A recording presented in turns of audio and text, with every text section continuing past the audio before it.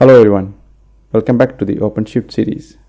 In this video, you will learn how to install OpenShift CLI or OC utility on Windows.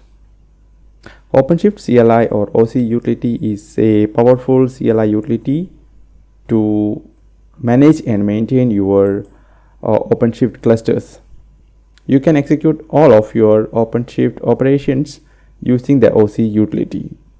You can use this single command line utility to manage self-hosted OpenShift clusters, managed OpenShift clusters, or even development environments such as Red Hat CodeReady Containers clusters. How to install OpenShift CLI? To install OpenShift CLI utility, you need to log into the Red Hat portal.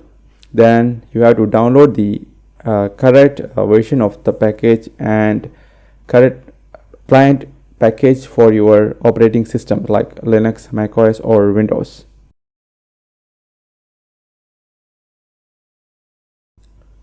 Now you need to unzip the downloaded archive using commands or with the GUI methods.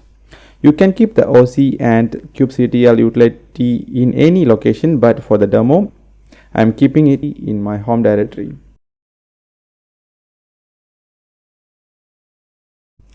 Now we need to include our custom path in the path environment variables so that we can execute the OC command from any locations.